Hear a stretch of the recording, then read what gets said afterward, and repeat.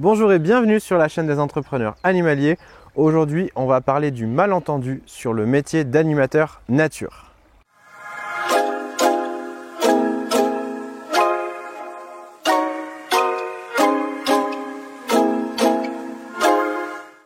Allez, comme d'habitude, le petit rappel, si vous n'êtes pas encore abonné à la chaîne, eh bien ça me ferait très plaisir que vous puissiez vous abonner, liker cette vidéo et activer les notifications. À quoi ça sert tout ça? Eh bien, c'est surtout pour aider la chaîne à être visible de plus de personnes qui peuvent être intéressées pour leur projet ou pour leur évolution professionnelle. Ce mois-ci, c'est le mois de la prévention contre la cruauté faite sur les animaux. Alors si vous regardez cette chaîne, j'ai aucun doute que vous n'êtes pas de ceux qui vont avoir des actes de cruauté ou qui vont maltraiter des animaux. Mais tout le monde ne pense pas comme vous, tout le monde ne pense pas comme nous et il faut être conscient qu'on peut avoir un geste envers des personnes qui ont besoin d'être sensibilisées. Donc ce qu'on peut faire pendant ce mois de la prévention, eh bien, c'est d'en parler autour de nous, notamment sur un sujet qui est important pour moi, c'est les naissances d'animaux. Souvent quand il y a des chatons qui naissent, bien, certaines personnes ne vont pas avoir de scrupules à se dire j'en ai pas voulu, c'est des chatons qui n'étaient pas prévus et donc on va les éliminer d'une manière ou d'une autre. Pour vous, c'est peut-être un acte de cruauté et pour certains, ils ne vont pas avoir ce réflexe-là parce qu'ils ont une culture différente, parce qu'ils ont une manière de penser différente. Donc vous avez un rôle et nous avons tous un rôle à jouer pour pouvoir sensibiliser les gens que oui, c'est un acte de cruauté d'aller tuer des animaux qui sont nés et qui ont le droit de vivre. C'est la même chose pour les nids d'oiseaux comme les nids d'hirondelles qui vont arriver de plus en plus pendant le printemps et évidemment pendant toute la belle saison. Parfois on peut être tenté d'y mettre un coup de balai parce que les nids d'hirondelles ça fait beaucoup de déjections, c'est sale et c'est souvent au mauvais endroit, au mauvais moment. Eh bien oui, mais ce sont des animaux qui ont le droit de vivre aussi. L'occasion aussi de rappeler que j'ai fait une vidéo très particulière sur la maltraitance faite aux animaux avec un focus sur la loi d'Ombreval. Donc vous avez en description le lien pour pouvoir voir cette vidéo. Et vraiment, voilà, il y a toute une analyse sur le texte complet de la loi qui est paru en 2021. Donc je vous invite à aller la voir. Ça y est, on va parler du sujet du jour. Eh bien, c'est le malentendu sur le métier d'animateur nature. Alors pourquoi malentendu? Eh bien parce qu'on n'a pas toujours la même définition ou toujours la même représentation de ce qu'est un animateur nature.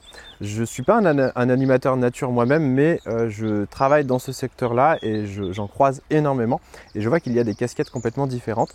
Donc j'avais envie de vous apporter ma définition et ma vision de ce métier et des différentes pratiques qui vont avec. Donc pour ça, je vais répondre à quelques questions. La première question, c'est bien qui est-il cet animateur nature? Donc pour moi, l'animateur nature, c'est un pédagogue. C'est un pédagogue qui fait passer des informations et des messages, par exemple sur l'environnement, sur la nature, sur l'animal, sur des sujets en particulier, dans le but de sensibiliser en premier temps, et puis d'éduquer, d'enseigner. Et il ne faut pas oublier aussi qu'il a aussi pour objectif de divertir et de faire passer un moment agréable avec les publics qu'il rencontre. Là où ça se complique, c'est sur la deuxième question. Où est-ce qu'on le trouve cet animateur nature? Où est-ce qu'il travaille? Eh bien, il travaille un peu partout. On peut le croiser à plein d'endroits différents. On va le croiser un guide en pleine nature qui va nous faire découvrir des écosystèmes, qui va nous faire découvrir la forêt, qui va nous faire découvrir le littoral par exemple. Donc ça peut faire partie de cette notion d'animateur nature.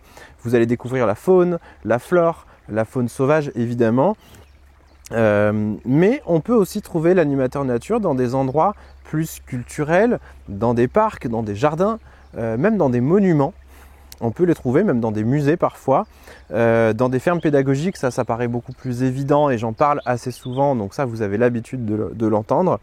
Voilà, mais il va y faire quoi là-dedans? Il va faire de l'éducation à l'environnement, de l'éducation au développement durable. Il y a d'ailleurs des diplômes spécifiques dans les métiers de l'éducation au développement durable. Et on va le trouver dans des lieux publics, dans des lieux privés, même dans des associations, dans des offices de tourisme.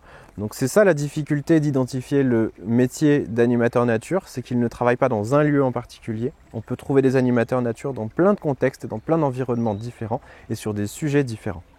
Concernant son statut, le métier d'animateur nature, ça peut être une personne qui est salariée d'une structure, j'ai parlé d'une association, dans le public, dans le privé, mais ça peut aussi être un indépendant qui est fixe ou qui est itinérant. On en croise de plus en plus des animateurs spécialisés qui sont sur une thématique et qui se déplacent pour aller à la rencontre de leur public. On va trouver des tas de profils qui répondent à ce terme, qui est assez générique, mais qui en fait correspond à plein de personnes différentes. Alors, il ne faudrait pas le confondre non plus avec le guide sportif. Le guide sportif, c'est quelqu'un qui vous accompagne parfois dans la nature, en pleine nature, mais pour une pratique sportive qui est encadrée. Je pense au rafting, je pense à tout ce qui serait lié à l'escalade. Alors, on a une dimension nature, mais on a surtout une dimension sportive. Et là, on a une obligation d'avoir un diplôme pour que la personne puisse vous encadrer de manière légale dans ce type d'activité pour tout simplement que les gens soient en toute sécurité. La question la plus importante pour moi, c'est est-ce que c'est un métier de passionné? Est-ce que c'est un métier de quelqu'un qui défend d'abord un domaine, une passion sur la nature, sur l'environnement, sur une race d'animaux, sur un biotope par exemple? Alors la réponse est oui, mais c'est quelqu'un qui va aussi défendre des valeurs, qui va défendre une cause, un engagement. Souvent, ce sont des personnes qui sont assez, certains peuvent être assez militants. D'autres vont être plus dans l'information, dans la sensibilisation. C'est quelqu'un avec qui on va partager un certain nombre de connaissances sur un domaine précis. Alors pour vous donner quelques exemples, on peut avoir des animateurs nature qui sont capables d'identifier des oiseaux, qui sont capables d'identifier des animaux en pleine nature et qui vont faire des stages pour vous apprendre vous-même à identifier ces animaux. On va avoir des animateurs nature qui vont vous apprendre à faire du compost dans une micro-ferme pédagogique en plein centre-ville. Donc vous voyez un petit peu les différences. Tous sont des personnes qui sont généralement passionnées par leur sujet, mais qui sont aussi pleins d'une très très grande culture générale. Ils ne vont pas se limiter à leur domaine de prédilection. Pourquoi? Parce que les publics généralement sont très curieux, sont très intéressés par des sujets, ils vont poser beaucoup de questions. Donc si l'animateur nature ne connaît que son sujet et rien que son sujet, eh bien on va sécher à chaque fois et on ne sera pas capable de répondre à toutes les questions. Alors il ne sait pas répondre à toutes les questions, mais il a une très grande culture générale.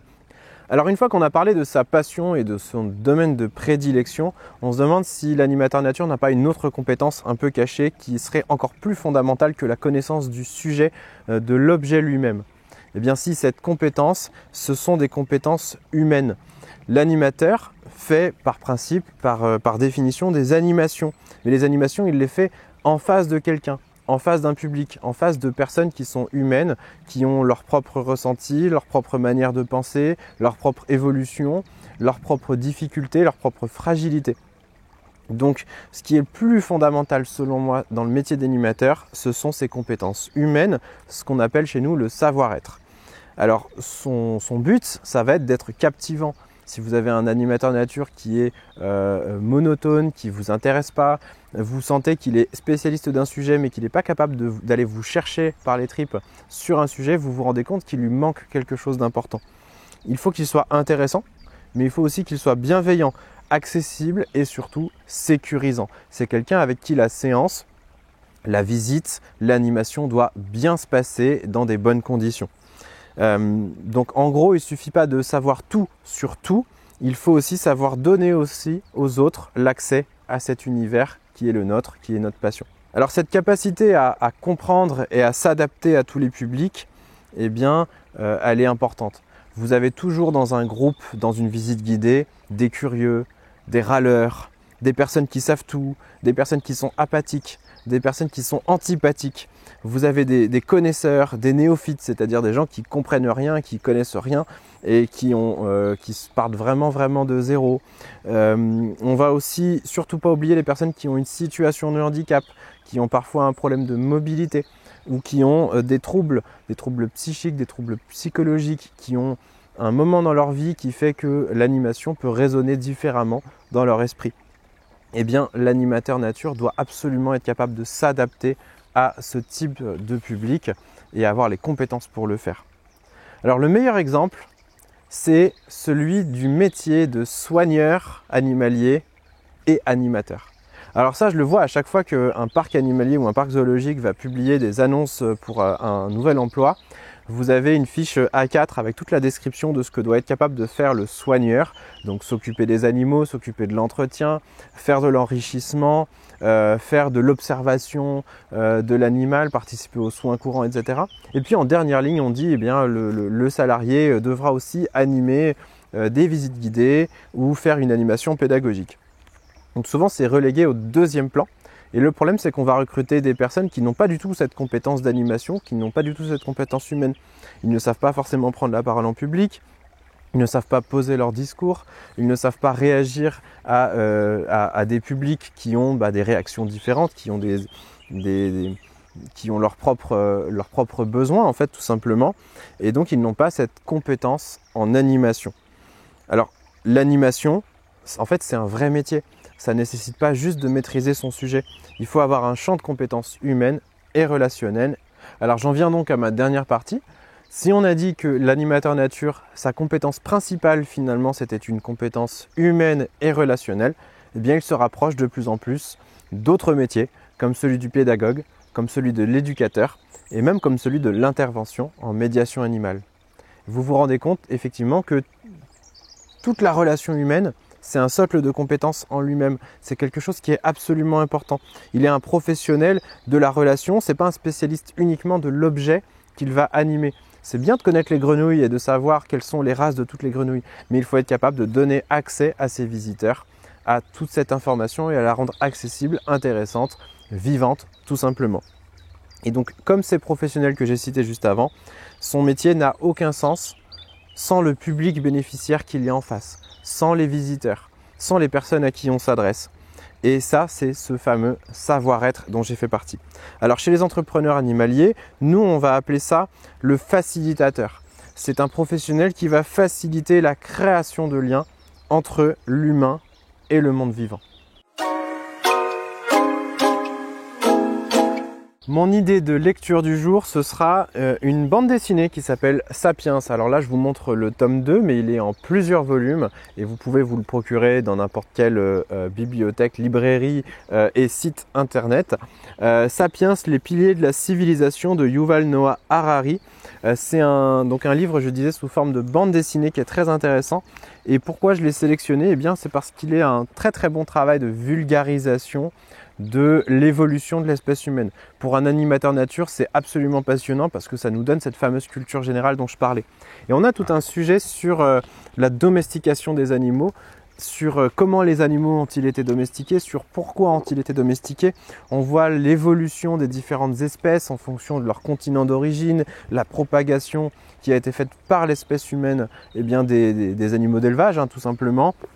Avec la question des animaux de ferme, des moutons, des chèvres, des cochons, des poules. Et je trouve donc c'est vraiment passionnant de pouvoir lire ça sous forme de BD. Ça change un petit peu et ce sont des planches que j'afficherai volontiers dans une ferme pédagogique ou ailleurs. Vous l'avez compris, dans le sujet du jour, la notion de facilitation de la relation entre l'humain et le vivant, c'est quelque chose qui réunit tout un champ de métiers comme l'animateur nature, mais aussi l'éducateur, le pédagogue, l'intervenant en médiation animale. C'est un sujet qui est très important chez nous, chez les entrepreneurs animaliers, et c'est pour ça qu'on vous a réservé une formation qui est complètement gratuite de découverte des 3 postures essentielles de cette fameuse facilitation.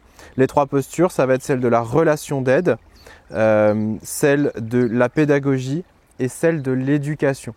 On va parler également dans cette formation gratuite de nature, d'animaux et de médiation animale. Donc pour pouvoir vous la procurer, vous allez voir, c'est une petite formation qui dure quelques jours.